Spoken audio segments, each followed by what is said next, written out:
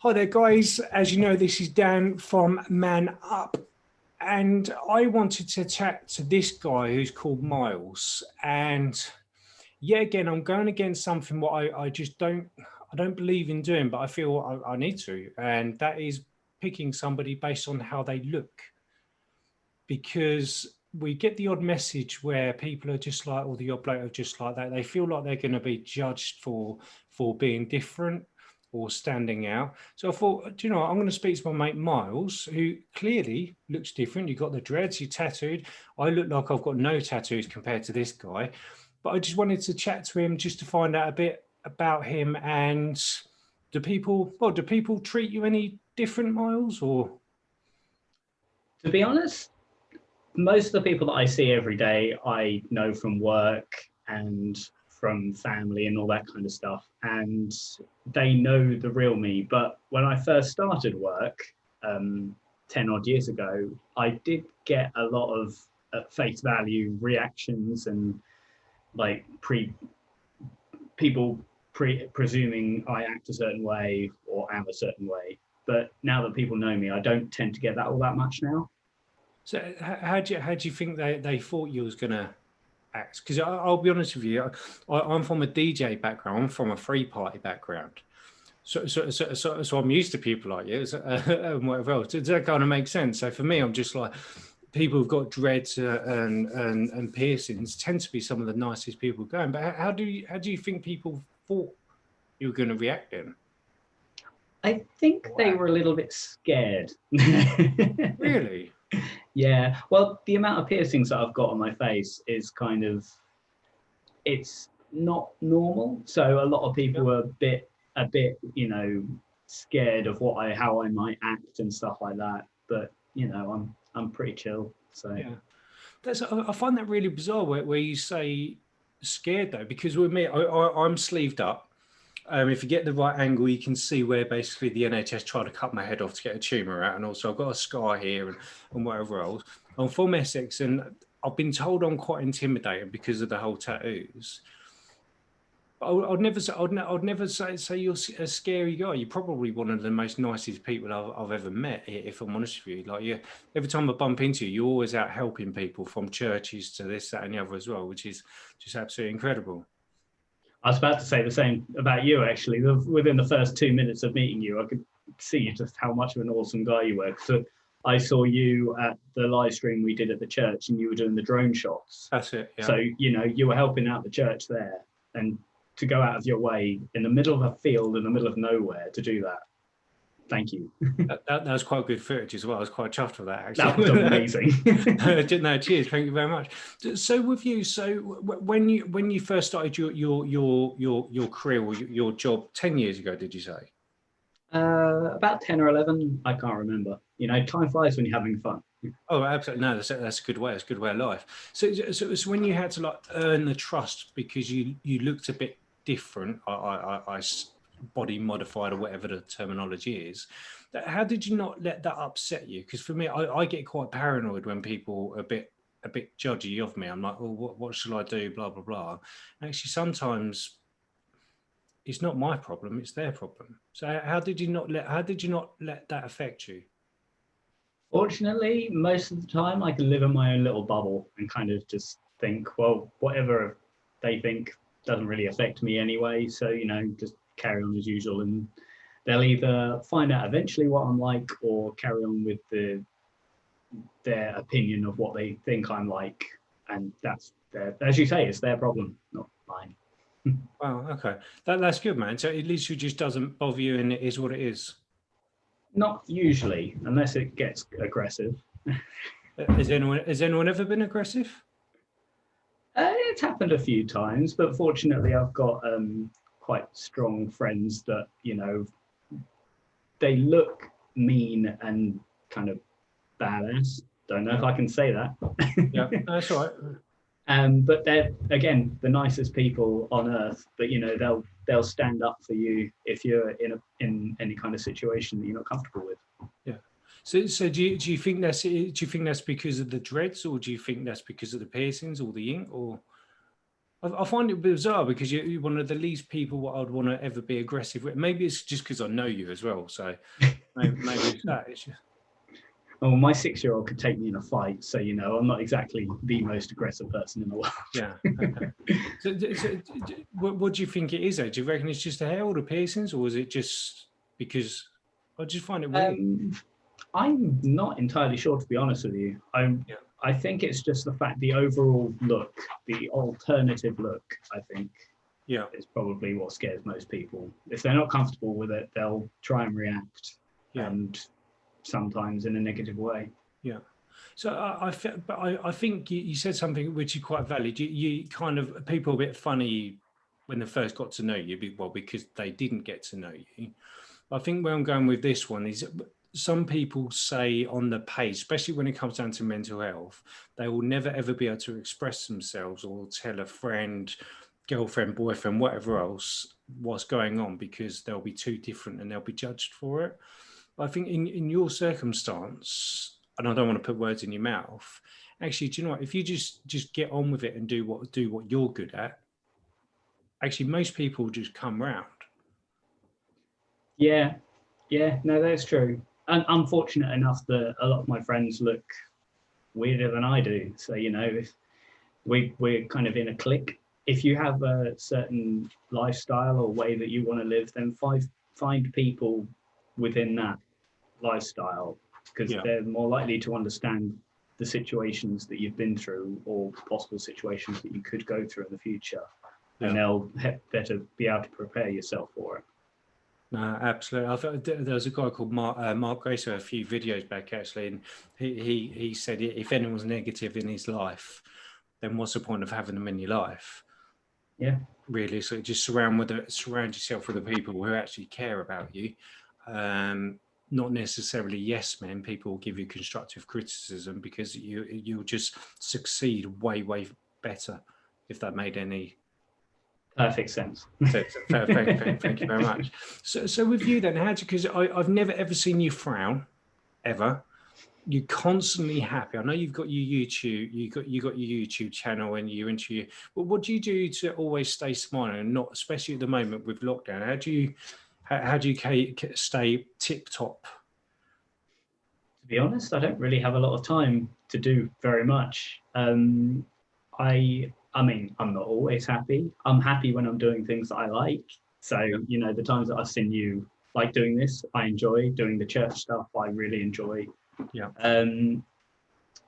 Yeah, with lockdown, it really hasn't affected me that much because I'm a postman. My job has just gotten busier. That's pretty much, especially over Christmas, just working and working and just non-stop working pretty much. Okay. That's funny though with the postman. Actually, why you're here, I might as well ask. But especially during lockdown, I guess your role is very much like the internet and up to a point a lifeline. Yeah. I mean, more recently we've been delivering a lot of COVID tests and stuff like that. But first lockdown, I remember delivering a lot of things that people are buying to try and keep themselves sane, like a lot of gardening tools and decorating stuff. And yeah, it was really interesting to see what people were buying to keep them kind of occupied. Oh, okay. So did you notice? I don't want to be dramatic, but did you notice any panic or fear with the people you? There was one thing I did notice that surprised me, that a lot more people were out and talking to one another, socially distanced. A lot more people were out exercising, not necessarily strenuous exercise, just taking walks. And I've noticed it a lot more this lockdown as well. It's the place that I deliver is a really nice community. And I think because of COVID, more neighbours now know each other. Oh wow, okay. That's strong. Me, I live on a farm, literally in the middle of nowhere. So I don't see any of that. But no, do you know what? That's actually nice to hear. Actually, and you must walk a few miles a day then, don't you? Yeah, I think on average I do about 30,000 steps a day, something like that. I don't know how far that is, but roughly that much. But you're never going to get fat. Well, I wouldn't go that far. I No. do enjoy a bit of junk food now and again. Oh, okay. No, no, that's fair enough. But that's it. That's interesting because if you go by I don't really look at the press, and I don't really look at my news feed on social media that much, purely because it just drives me nuts. It's puts a mild rage in me, where just people are nitpicking at each other and having a go at each other. So it's actually really nice as you as a postman to say, actually, I'm seeing communities get on a bit more. Oh yeah. That's lovely to hear. So do you think that panic and fear of the first lockdown has died down a bit more? Sadly, I think people are taking it a bit for granted now. You know, they're seeing the end in sight, and they're thinking, well, it's going to be over soon. And I mean, I don't pay much attention to the news either, but it did pop up on my phone just before this that police were giving out fines down along the coast and stuff like that. Yeah. So I think people are they're thinking they can get away with it because the end is near. But the thing is, it's still a little way to go, and we still need to be sensible about it. Yeah. So, No, unfortunately, there are idiots out there. There is, but I don't think it's as I've been going to church too long. But maybe I'm just like naive, and maybe because I live in the middle of nowhere and my office is in quite a small town as well. But I think more people are sticking by the rules than they're not. I think a lot more businesses, they're not rolling over like they did on the first lockdown. Yeah, that's true. I think if you do listen to the press, it's going to be full of negativity most of the time because that's what sells. Yeah. And if it's going to scare you into staying at home, the likelihood is that they're going to be saying stuff like that. But we do need to be obviously cautious. And obviously, in busier parts of the world, like you say, you live in a farm in the middle of nowhere. Out in a village that it's got quite a few elderly people in it, so you know, people are going to be sensible around there as well. Yeah. Okay. Yeah. Cool. So actually, saying that, sorry, I'm backtracking. I No, apologize. not at all. Because the older generation, I love them. They've got some amazing stories. They really have. There's the odd grumpy one, but there's the odd grumpy 20-year-old, 10-year-old, and 8-year-old. Do you get what I mean? Do you find with are they more judgy with your dreads and stuff like that, or are they? I think they were at first, but I think if I remember rightly, they were some of the first people to turn around on the opinion as well. And once they actually got to know me, they realised what kind of a person I was. Yeah. I think that was probably a little bit quicker, but that may have been just because the middle-aged people and stuff like that are usually at work when I'm delivering, so it may have been because of that. Well, okay, no, that's quite a valid point. No, that's interesting, really, because I say with me, when I've got all my tattoos, it tends to be the older generation, if I'm honest with you, especially the men. Women tend to be alright. It's normally the older man who's like, we should have a better haircut, have a shave if I ever grow my beard. I've got my tats out and all this. So I remember one guy was like, "What have you done to yourself?" Made myself awesome. Yeah. And what have you done to yourself? Yeah, and it's like when say, "Oh, you what are you going to look like when you're older?" I'm like, cool. Fabulous. No, exactly that. So I've got no regrets in any tattoo or any. I don't really have the piercings anymore, but it's funny though. I think I'm kind of jealous of your piercings because I've had my lips pierced, I've had my tongue pierced a few times, but then I've got the tumor. So I had to keep taking everything out. I even had through hair done years ago. So I could have been you, but but as I say, I took them all out because they were always putting me in the hole in the wall, the MMR or whatever it is. Yeah, MRI, yeah. And I just kept getting so bored of taking it all out. I'm like, okay, that's done with it, really. I would definitely go the same route. Yeah, that would take way too long to take them all out and put them all in again, wouldn't it? So yeah, no, I don't blame you. Absolute nightmare. But so anyway, so because we're touching on the time, so in not expecting you to be like a mental health guru genius, because none of us are. I think you've already answered, really. But what would you say to somebody who might be struggling with the mental health, if you've got any suggestions, what you do to, if you think you're about to have a wobble or feeling down, what do you do to not do it? I know you're busy, so.